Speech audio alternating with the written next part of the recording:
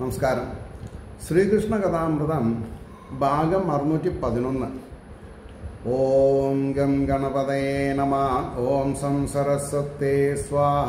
ഓം ശ്രീ ഗുരുഭ്യോ നമഃ. ഓം ശ്രീ രംഗനാഥ ശർമ്മണേ നമഃ.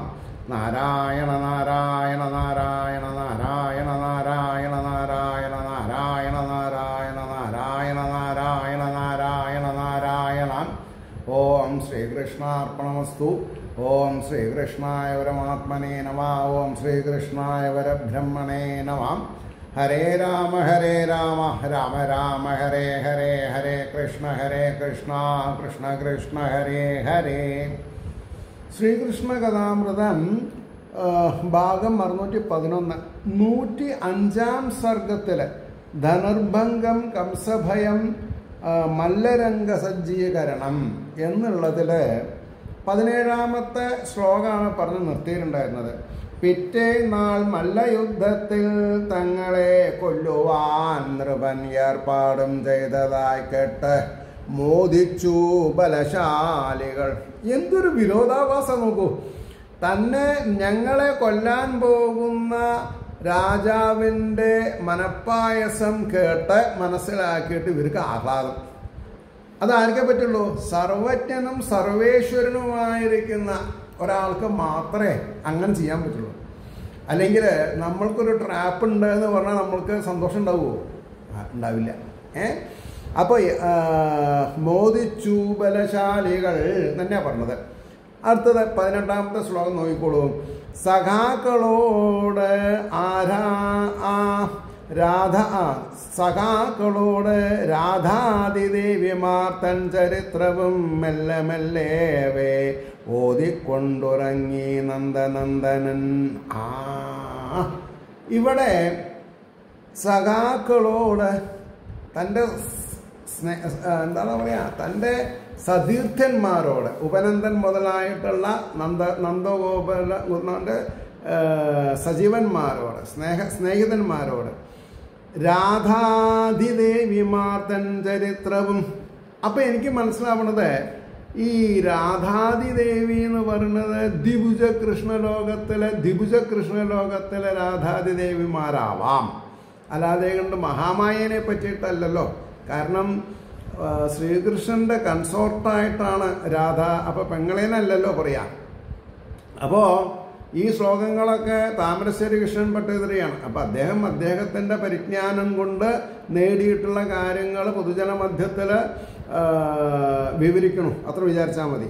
സഖാക്കളോട് രാധാതിദേവിമാർ തൻ ചരിത്രവും മെല്ലെ മെല്ലേവേ ഓതിക്കൊണ്ട് ഉറങ്ങി നന്ദനന്ദനൻ. അവിടെ വലിയൊരു ഗുണപാഠം കിടക്കുന്നുണ്ട്. അത് എത്ര ആൾക്ക് അറിയുമെന്നറിയില്ല.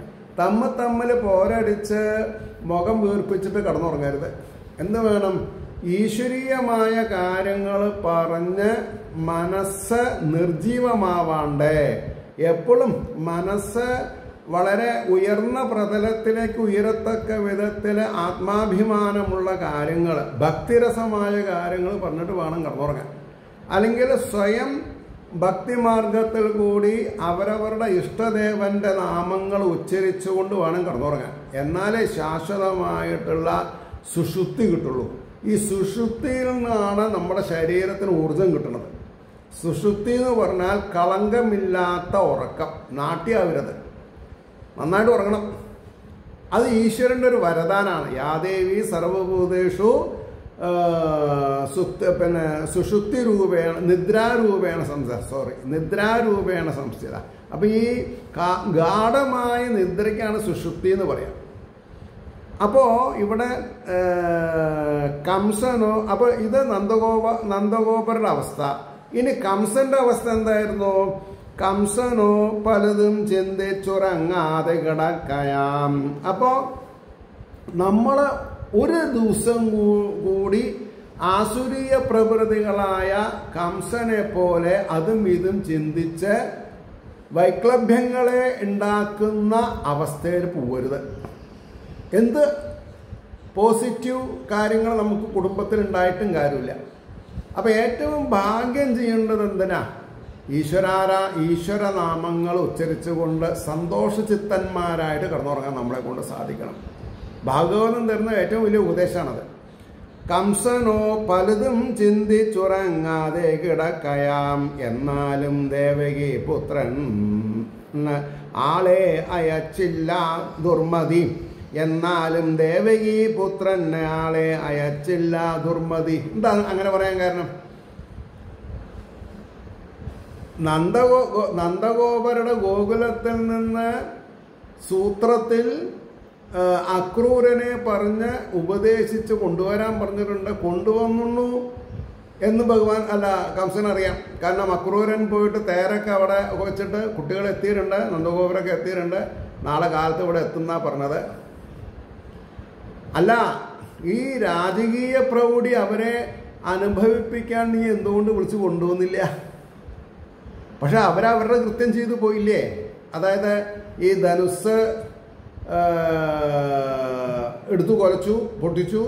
അതുകൊണ്ട് അത് കാവക്കാരായിട്ട് നിൽക്കുന്നവർ ഉപരോധം ചെയ്തപ്പോൾ അവരെ വധിച്ചു. അപ്പോൾ വേണ്ടപ്പെട്ടവരാണല്ലോ അമ്മ, പിന്നെ പെങ്ങളുടെ മക്കളല്ലേ. അപ്പോൾ അവരെ ആദരവ് പൂർവ്വം കൊണ്ടുവരില്ലേ വേണ്ടത്? അത് ചെയ്തില്ല എന്നാ. അതുകൊണ്ടാണ് പറഞ്ഞത്. അപ്പോൾ കംസനോ പലതും ചിന്തിച്ചുറങ്ങാതെ കിടക്കയാം, എന്നാലും ദേവകി പുത്രൻ ആളയച്ചില്ല ദുർമതി. ഇടയ്ക്ക് പല ദുസ്വപ്നം കാണുകയാണ്. അന്ന് ഉറങ്ങുകിൽ നിഴലിൽ തല കാണായക മുതലാം 100 മാതിരി. അപ്പോൾ എന്താ സ്വപ്നം കണ്ടത്? തലയ്ക്ക് മീതെ കഴുത്തിന് മീതെ തലയില്ല, ഉടലിൻ്റെ മുകളിൽ തലില്ലാതെ കണ്ടുള്ള സംഭ്രമാജനകമായ ദുഃഖത്തെ തരുന്നതായ സ്വപ്നങ്ങളാണ് കണ്ടത്. സംഭ്രമാണ്. എന്നാലും ദേവകി പുത്രൻ ആളയച്ചില്ല ദുർമതി. ഇടയ്ക്ക് പല ദുസ്വപ്നം കാണുകയാണ്. അന്ന് ഉറങ്ങുകിൽ നിഴലിൽ തല കാണായക മുതലാം 100 മാതിരി. സ്മൃതി സൂചകമായിട്ടുള്ള ഓരോരോ കാര്യങ്ങളാണ്. സ്മൃതി സൂചകമോരോരോ ദുർലക്ഷണം അമംഗളം. അതാണ് മംഗളല്ല, അമംഗളം.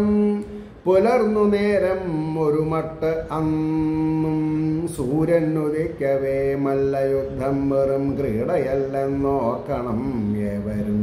നമ്മൾക്ക് ഉപദേശം തരാണ്. മല്ലയുദ്ധം വെറും ക്രീഡയല്ലെന്നോർക്കണം ഏവരും, സാമാന്യരല്ലെന്നുൾപ്പൂവിൽ കരുതിയിടണം എപ്പോഴും. എന്താ അങ്ങനെ പറയാൻ? ഈ മല്ലയുദ്ധത്തിൻ്റെ മുമ്പേ പൂതനയെ പറഞ്ഞയച്ചു, അത് കഴിഞ്ഞിട്ട് ശകടാസുരനെ പറഞ്ഞയച്ചു, പിന്നെ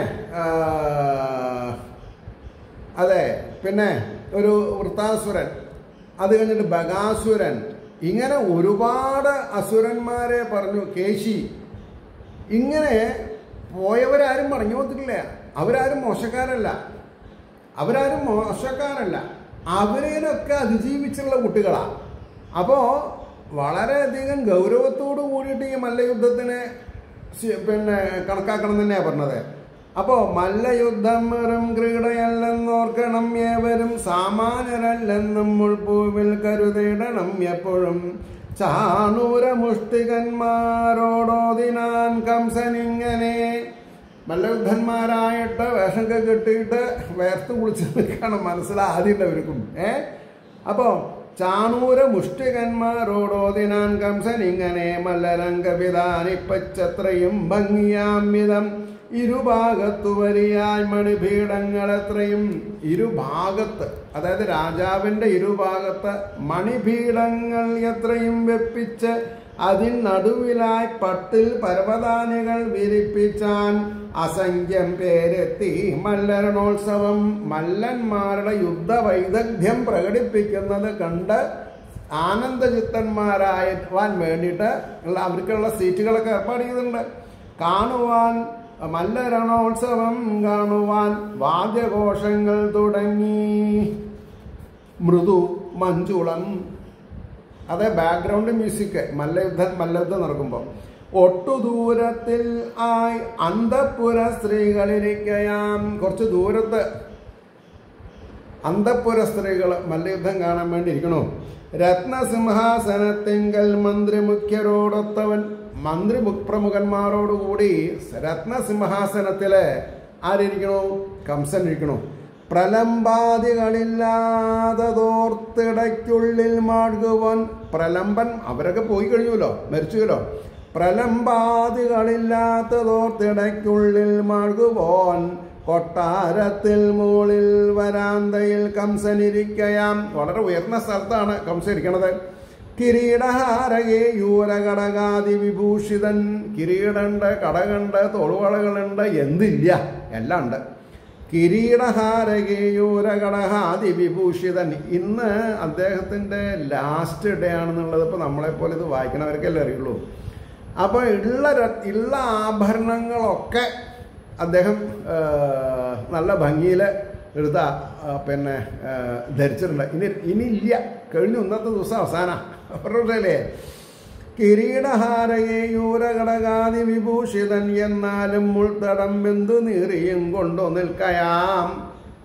ഈ ഭയം ആർക്കില്ല? ഭാഗവതം പഠിച്ചിട്ടുള്ളൊരു ഭക്തനുണ്ടാവില്ല, മരണഭയം ഉണ്ടാവില്ല. Oh let it come any time എന്നോ. എൻ്റെ ഗുരുനാഥനൊക്കെ മരിക്കണേൻ്റെ 10-25 വർഷം മുമ്പേ പ്രാണപ്രയാണോത്സവം എന്നുള്ളൊരു കവിത എഴുതിയിട്ടുണ്ട് ഗുരുവായൂരപ്പൻ മാഗസിനിൽ. ഗുരുവായൂരിൽ നിന്ന് ഇറങ്ങുന്ന പ്രസിദ്ധീകരിക്കുന്ന ഗുരുവായൂരപ്പൻ മാസികയിലെ പ്രാണപ്രയാണോത്സവം. ഞാൻ പിന്നെ കവിത ഒന്നും എഴുതില്ല, എനിക്ക് അതിനുള്ള ബുദ്ധിയില്ല. പക്ഷേ റെഡി, എപ്പോഴാ പറയണ റെഡി. കാരണം എന്താ? അതിനെതിര് നിൽക്കാൻ പറ്റില്ല നമുക്ക്. അതിനെ വണങ്ങണം, മരണത്തെ വണങ്ങി നിൽക്കാൻ സാധിക്കണം.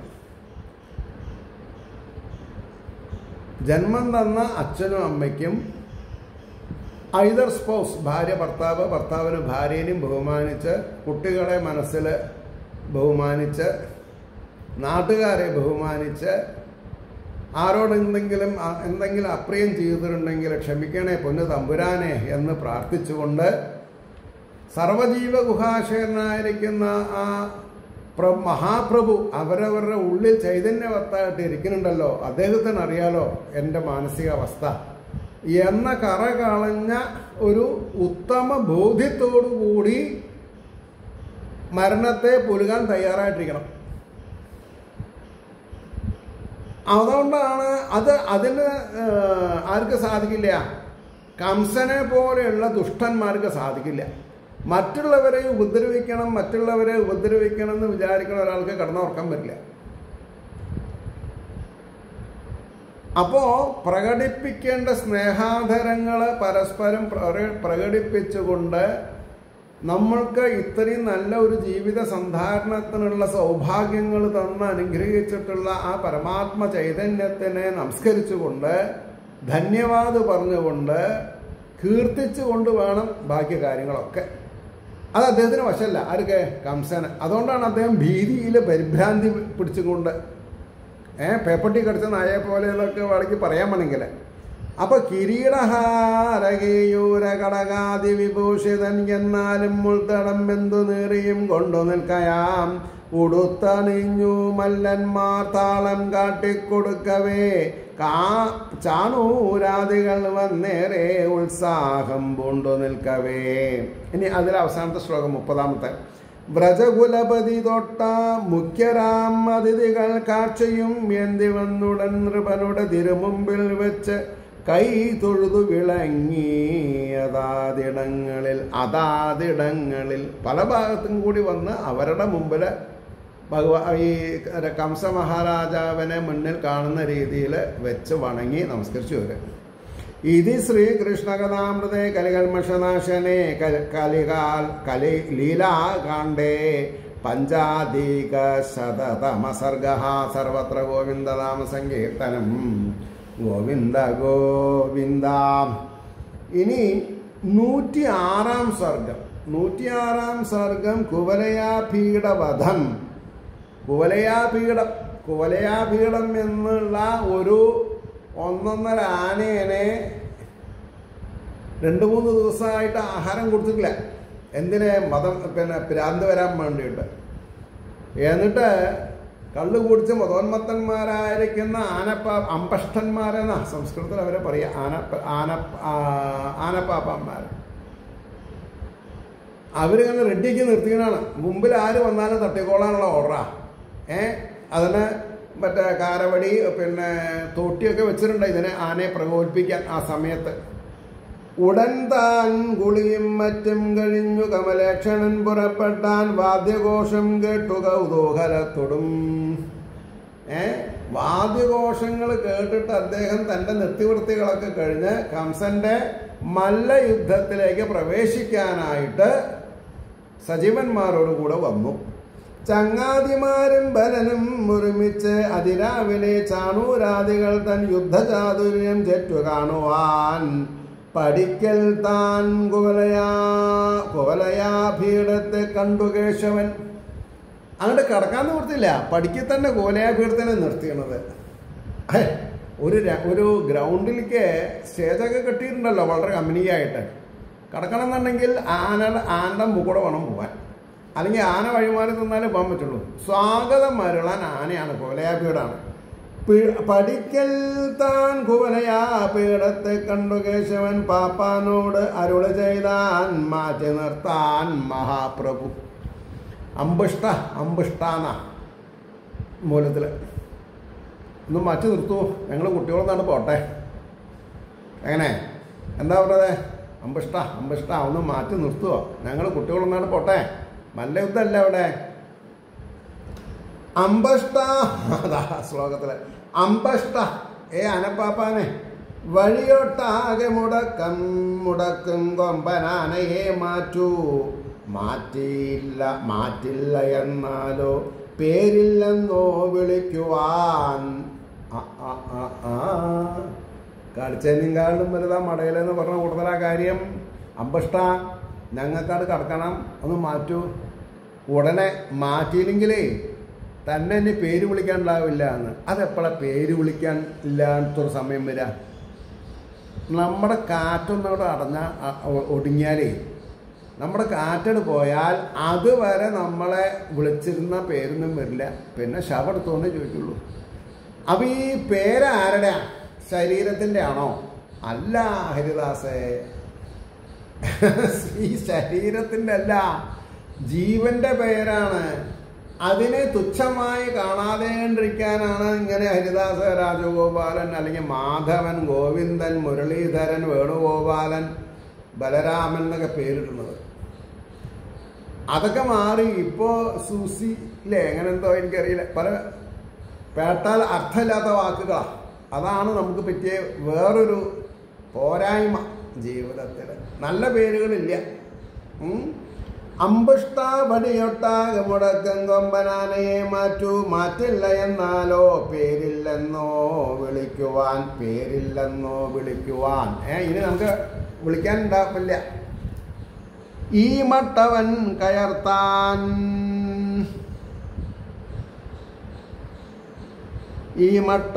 അവൻ കയർത്താൻ എന്തോ സൂചന നൽകവേ. ഇത് പറഞ്ഞോട് കൂടിയിട്ട് ആനപ്പാപ്പൻ ഈ മട്ട അവൻ കയർത്ത് ആനയ്ക്ക് എന്തോ സൂചന നൽകവേ. തട്ടിക്കൊന്നാം സൂചന അവരുടെ കോടുവേടാണല്ലോ. പിടിച്ച് വലിച്ച് നിലത്തടിക്കടാ, ചവിട്ടടാ എന്നൊക്കെ ആവും. അപ്പോൾ ഈ മട്ട അവൻ കയർത്ത് ആനയ്ക്കെന്തോ സൂചന നൽകവേ. അമ്പഷ്ട വേഗത്തിൽ മാറ്റിയില്ലെന്നാകിൽ നിന്നെ ഞാൻ ആനപ്പുറത്തയച്ചിടും മന്ദകൻ്റെ പുരിക്കുതാൽ. കുറച്ച് സ്വാതന്ത്ര്യം തുത്തുവാരെ താമരശ്ശേരി. ആനപ്പുറത്തയച്ചിടും അന്തകൻ്റെ പുരിക്കുതാൻ. നിന്നെ ആനപ്പുറത്തുനിന്ന് മേപ്പട്ടയക്കുന്നത്. എല്ലാവരും ഇപ്പോൾ ഈ ആനപ്പുറത്തിരിക്കുന്ന ആളുണ്ടല്ലോ, പിന്നെ വടിയൊക്കെ ഇങ്ങനെ മസ്തകത്തിൽ ഇങ്ങനെ വെച്ചിട്ട് ഇങ്ങനെ ആടിയിട്ട് വരുന്നുണ്ട്. അവിടെ നിന്ന് ഇരിക്കാൻ പറ്റില്ല, അതിനേക്കാളും മേപ്പട്ട അയക്കുന്ന പറഞ്ഞാൽ യമപുരിയിലേക്ക് അയക്കുന്ന. അവിടെ പോകുമ്പോൾ ഈ ആനപ്പുറത്ത് ആരും കാണില്ല, പോത്തിൻ്റെ പുറത്ത്. യമഭടന്മാരെങ്ങനെയാണ് വരുന്നത്? പോത്തിൻ്റെ പുറത്തല്ലേ.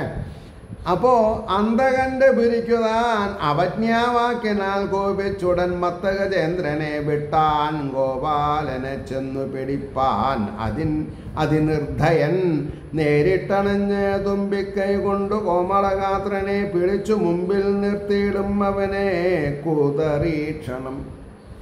അപ്പൊ ഭഗവാൻ കുതറി എന്നിട്ടോ ക്ഷണം സർവന്തര്യാമി കാൽച്ചോട്ടിൽ ചെന്നൊളിച്ചാൻ മഹാപ്രഭു. ഈ ആനയ്ക്ക് നമ്മൾ കാണിക്കണ കൂട്ടത്തിൽ കാലിൻ്റെ ചുവട്ടിലേക്ക് നോക്കാൻ പറ്റില്ല. അതിൻ്റെ തല അത്രയും വലുതാ. പിന്നെ 2 സൈഡിലാണ് തല, അല്ല കണ്ണുകൾ. ഇതൊക്കെ ശ്രദ്ധിക്കണം. അപ്പോൾ കാലിൻ്റെ ചുവട്ടിൽ ആരാളുള്ളത്? പിന്നെ ഈ തുമ്പിക്കൈ കൊണ്ട് മണം പിടിച്ചിട്ടാണ് ബാക്കി കാര്യങ്ങളൊക്കെ പറഞ്ഞേ. അപ്പോ പിടിച്ചു മുമ്പിൽ നിർത്തിയിടും അവനെ കുതറിക്ഷണം സർവന്തര്യാമി. സർവന്തര്യാമി എന്ന് പറഞ്ഞാൽ ഈ ആനക്കാരിലും ആനയിലും ചൈതന്യവത്തായിട്ടിരിക്കണവനാ. അപ്പോ പിടിച്ചു മുമ്പിൽ നിർത്തിയിടും അവനെ കുതറിക്ഷണം സർവന്തര്യാമി കാൽച്ചോട്ടിൽ ചെന്നൊളിച്ചാൻ മഹാപ്രഭു മണത്തറിഞ്ഞു. അവരെ തുമ്പിക്കൈയോട് മണത്തിട്ടറിയാം മനുഷ്യൻ എവിടെ ഒളിച്ചിരുന്നത് എന്നുള്ളത്. അപ്പോ മണത്തറിഞ്ഞു തൃപ്പാദം വലിക്കും ഗജവര്യനേ. അതായത് ഭഗവാന്റെ കാല് പിടിച്ച് തുമ്പിക്കോട്ട് വലിക്കണതിൻ്റെ മുമ്പേ മണത്തറിഞ്ഞു തൃപ്പാദം വലിക്കും ഗജവര്യനെ വാലിൽ പിടിച്ചു പിന്നോക്കം പാമ്പിനെ ഗരുഡൻ പടി. ആള് കുട്ടിയാണ് കൊണ്ട് കാര്യമില്ല. അദ്ദേഹം മെല്ലെ അവിടുന്ന് മാറി പിന്നിപ്പോയി വാല് പിടിച്ചു ഒരു 10 അടി മുന്നിലേക്ക് നിർത്തിയിട്ടുള്ള ഒറ്റ വേലി. ഇത്രയും ഒരു ഭീമാകാരമായിരിക്കുന്ന ഒരു 1.5 ആന എത്ര ദൂരത്ത് പോയിട്ടാണ് വീണത് നോക്കാം നമുക്ക്. മണത്തറിഞ്ഞ് തൃപ്പാദം വലിക്കും ഗജവര്യനെ വാലിൽ പിടിച്ചു പിന്നോക്കം പാമ്പിനെ ഗരുഡൻ പോലെ വലിച്ചാൻ ഒട്ടുനേരത്തേക്ക് ഒരേ മട്ടിൽ മുരാന്തകൻ. വലിച്ചാൻ ഒട്ടുനേരത്തേക്ക് ഒരേ മട്ടിൽ, ഒരേപോലെ കുറച്ച് നേരം പിടിച്ചു വലിച്ചു. മുരാന്തകൻ ഇടവും വലവും നീങ്ങാനാവാത്ത വിധമത്രയും കുഴങ്ങും ആനയെ കുത്താൻ കുന്തം തൊട്ടിയും എന്തിയും ദയതൻ തുള്ളിയും തൊട്ടു തെറിപ്പിക്കാത്ത പാപികൾ. ദൈതൻ ഈ കാരവടിയും തോട്ടിക്കായിട്ട് പിന്നെയും ആജ്ഞ കൊടുക്കാൻ വരികയാണ്. പാപികൾ പരിഭ്രമിച്ചു പാപ്പാന്മാരടുക്കെ നളിനായ ക്ഷണൻ ആനയ്ക്ക് ഉത്സാഹമുണ്ടാക്കാൻ ഏറെ ക്ഷീണിച്ച മാതിരി. ആനയ്ക്ക് ഉത്സാഹം ഉണ്ടാക്കാൻ താൻ കുറച്ച് ക്ഷീണിച്ച മാതിരി നടിച്ചു എന്നാ അങ്ങനെയുണ്ട്. അപ്പോ പരിഭ്രമിച്ചു പാപ്പാന്മാരടുക്കെ നളിനേക്ഷണൻ ആനയ്ക്ക് ഉത്സാഹമുണ്ടാക്കാൻ ഏറെ ക്ഷീണിച്ച മാതിരി നടിച്ചാൻ ഒരിടം വീണു. ഭഗവാൻ സ്വയം വീണു. എന്തിന്? ആനയ്ക്ക് ഉത്സാഹം. വീണു മേഘശ്യാമള കോമളൻ പാപ്പാന്മാർ കണ്ടു മോദിച്ചു. പാപ്പാന്മാർക്ക് ഭയങ്കര സന്തോഷമായി. ഇനി ചവിട്ടാൻ എളുപ്പമാണല്ലോ, ചവിട്ടി കൂട്ടാലോ. അപ്പോൾ മേഘശ്യാമള കോമളൻ പാപ്പാന്മാർ കണ്ടു മോദിച്ചു. പിടിപ്പാനോടിനാൻ ഗജം തിരിഞ്ഞു വിഡ്ഢിയായി തീരുമാനയോടൊപ്പം അച്യുതൻ. ഭഗവാൻ നീട്ടിട്ട് ഓടി. അപ്പോൾ ആനയ്ക്ക് കരുപ്പ് കൂടി. താനും തിരിഞ്ഞു വട്ടത്തിൽ കന്നീനോടെന്ന പോലവേ ഒരു പശുക്കുട്ടിയോട് കളിക്കണ പോലെ ലാഘവത്തില മൂപ്പര. ആനയ്ക്ക് 4 പേരും പിന്നെ ഓടി. തിരിഞ്ഞു വിഡ്ഢിയായി തീരുമാനയോടൊപ്പം അച്യുതൻ താനും തിരിഞ്ഞു വട്ടത്തിൽ കനിവോടെന്ന പോലവേ കൊടുത്താൻ കവിളത്തൊന്നു മുമ്പിൽ ചെന്നു ബലാനുജൻ കവിളത്തൊരടി കൊടുക്കുന്ന ചാടി ഒരൊറ്റ അടി ആനയെ. അപ്പൊ കേശി എന്നുള്ള കുതിര തൻ്റെ കയ്യ് കോമളമായ താമരത്തണ്ട് പോലെ വാടി തളർന്ന കയ്യ് കടിച്ചോട് കൂടിയിട്ട് ഭഗവാൻ തൻ്റെ മുഷ്ടി ഒന്നങ്ങട്ട ചുരുട്ടി അത് ഭീമാകാരമായിട്ടുള്ള പഴുത്ത് പൊള്ളിച്ച ഒരു ഇരുമ്പൊലയ്ക്ക് മാതിരിയായിട്ട് കേശിയുടെ പല്ലൊക്കെ പോയി. അതേപോലെ ഇവിടെ എന്താ ഉണ്ടായത്? കന്നി കൊടുത്താൻ കവിളത്തൊന്നു മുമ്പിൽ ചെന്നു ബലാനുജൻ കുതിച്ചുടൻ കൊമ്പനാന പുറത്തേറി മഹാപ്രഭു ഒരടി കൊടുത്തു, ഒരു ചാട്ടം ചാടി മോള് കയറി. എന്നിട്ടോ പീലിക്കിരീടവും മഞ്ഞപ്പട്ടും പൂണ്ടേറെ മിന്നിനാൻ ധനുരാഗോത്സവത്തിൻ്റെ ശിവേലിക്കെന്ന പോലവേ. അതൊക്കെ മസാല താമരശ്ശേരിയുടെയാണ്. മൂപ്പരൊക്കെ 6-7 വർഷത്തെ പരിപാടിയുണ്ടല്ലോ. വാദ്യത്തോടും കുത്തുവിളക്കോടും കൂടി ശ്രീലകത്തുനിന്ന് പുറപ്പെട്ടാൽ അപ്പോഴേക്കും ആന റെഡിയായിട്ടുണ്ടാവും. ആന കാല് മുടക്കി നിൽക്കുന്നുണ്ടാവും. തൊട്ട് തലയിൽ വെച്ചാണ് കയറിയാൽ മതി. അപ്പോൾ ഈ ശിവേലി ഭ്രാന്തനാണ് ഇദ്ദേഹം. അപ്പോൾ ഭഗവാനെ ആനപ്പുറത്ത് കയറ്റി പിന്നെ വിഗ്രഹത്തിന് പകരം ഭഗവാൻ തന്നെ കയറി ഈ ഒരു പ്രതീതി സാധാരണക്കാർക്ക് ഉണ്ടാക്കാൻ ആരെ കൊണ്ട് സാധിച്ചു? ഭട്ടതിരിക്ക് സാധിച്ചു. അതാണ് അദ്ദേഹത്തിന് കിട്ടിയുള്ള അനുഗ്രഹം. അപ്പോൾ കുതിച്ചുടൻ കൊമ്പനാനപ്പുറത്തേറിയ മഹാപ്രഭു പീലിക്കിരീടവും മഞ്ഞപ്പട്ടു പൂണ്ടേറെ മിന്നിനാൻ ധനുര്യാഗോത്സവത്തിൻ്റെ ശിവേലിക്കെന്ന പോലവേ. തുമ്പിക്കയ്യാൽ പിടിച്ച ആന വലിക്ക് വരദർഷഭൻ വീണമാതിരിയമ്മട്ടിൽ കിടന്നാൻ.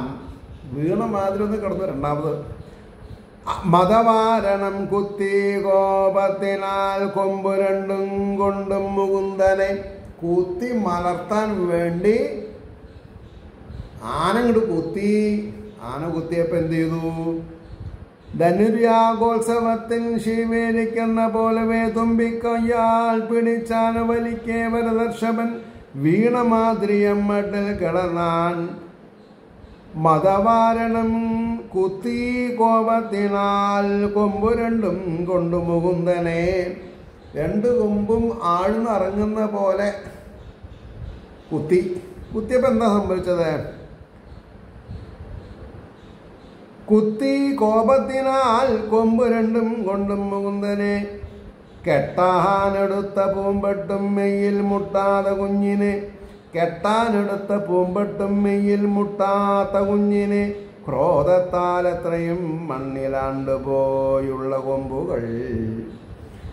അപ്പോൾ ഭഗവാൻ അപ്പം തൻ്റെ ശരീരം ഒന്നും കൂടി ചുരുക്കിയപ്പോൾ 2 കൊമ്പും ഭൂമിയിൽ ഇടം വലും ഭഗവാന്റെ മാറിന് ഇടം വലുമായിട്ട് അങ്ങോട്ട് പൂണു.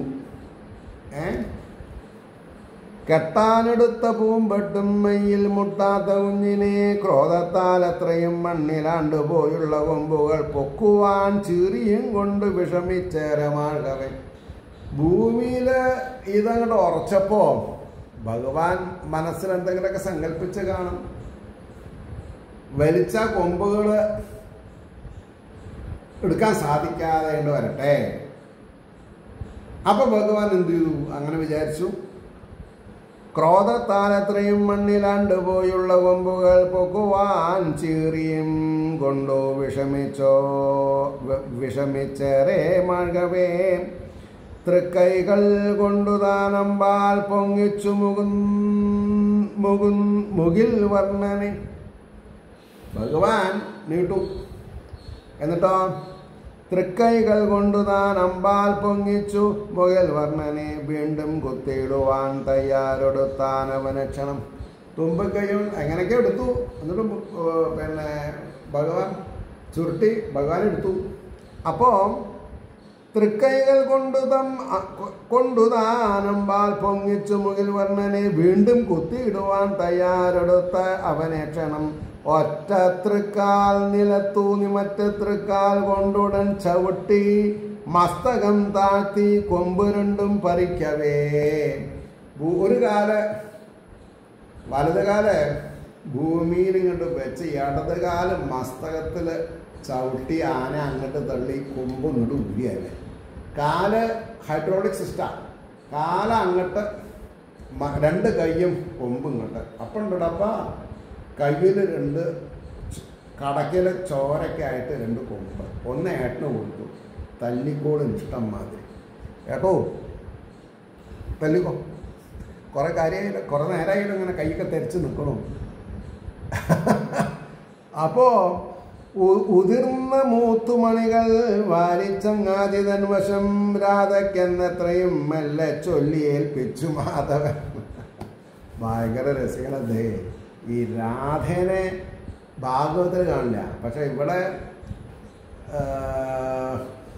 ഈ ആനയുടെ മസ്തകത്തിൻ്റെ മണികളുണ്ട് എന്നൊക്കെയാണ് പറഞ്ഞത്. അതൊക്കെ എടുത്തു കൊടുത്തതേ നമ്മുടെ രാധക്കുട്ടിക്ക് എടുക്കട്ടെ, ഇരുന്നോട്ടെ എന്നായി. ഉതിർന്ന മുത്തുമണികൾ വാരിച്ചങ്ങാതി തൻ വശം രാധയ്ക്കെന്നത്രയും മെല്ലെ ചൊല്ലിയേൽപ്പിച്ചു മാധവൻ. ഗജവര്യനെയും പാപ്പാന്മാരെയും ക്ഷണം അച്യുതൻ അതേ കൊമ്പാൽ തന്നെ തല്ലി ഒന്നു വീരശിഖാമണി. അതിട്ടോ മതബിന്ദുക്കളും ചോരത്തുള്ളിയും മെയ്യിലാണ്ടവൻ.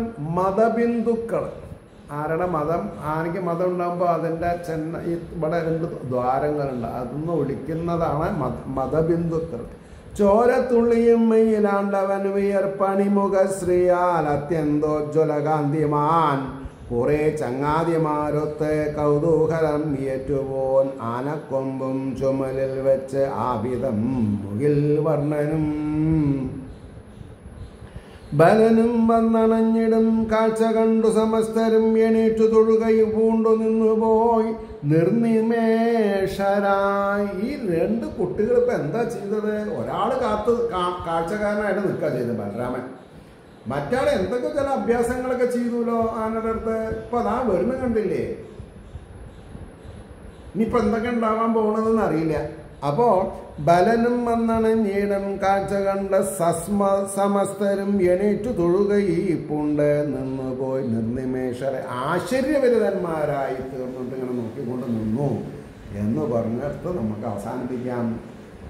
ഏവർക്കും ശ്രീഹരിയുടെ അനുഗ്രഹാശിസ് നിർലോഭം ഉണ്ടാവട്ടെ എന്ന് പ്രാർത്ഥിച്ചുകൊണ്ട് വാക്കുകൾ ഉപസംസ്കരിക്കുന്നു. നമസ്കാരം. നാളെ കാണാം.